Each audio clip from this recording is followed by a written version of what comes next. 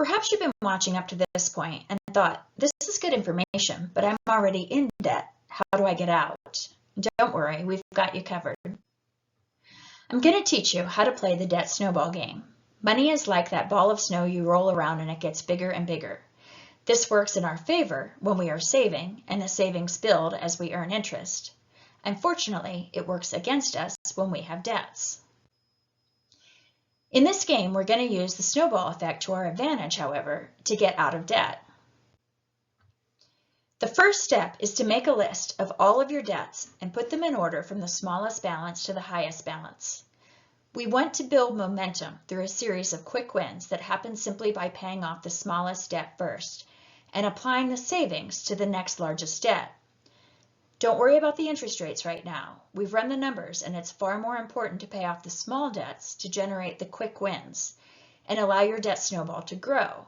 Making immediate progress reinforces the success you are having paying off your debts and brings more focus and energy to the task at hand. Becoming debt-free. Once your debt snowball gets rolling, it becomes a powerful force to eliminate debt and build future wealth. The next step is to make a list of any extra resources you have to generate some cash today. Perhaps you can have a yard sale, or there are some things you can sell on eBay. Maybe you have a credit card that has miles on it that you can convert into cash. You're just looking to get a chunk of money together that you can put towards your smallest debt to get the snowball rolling.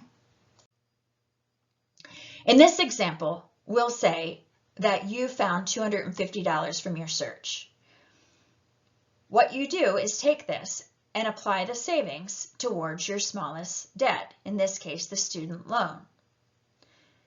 So you're going to take the $250 you found plus the normal $50 payment and make a $300 payment towards that debt. That will drop the balance to $200, meaning you'll have it paid off in 4 more months. So come month 5, your student loan is now paid off. The $50 of freed up cash flow can be applied to credit card number 1. Credit card number 1 would have taken 214 months to pay it off, but now it will happen much faster as you're applying $100 to it.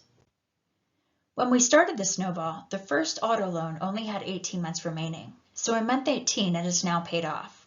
That means we can add that payment to credit card number 1, so we are now paying $400 a month to that account, with keeping our same monthly budget.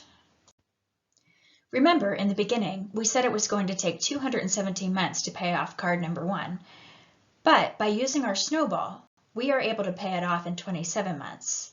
Now we are able to really start building momentum as that payment gets added to card 2.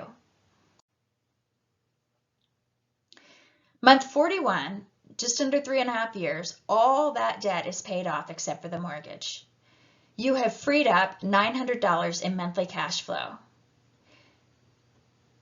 Now it's time to decide if you want to start applying that towards your mortgage or start investing it for your future. You can now put on compound interest to work for you and go from a debt snowball to building an asset snowball.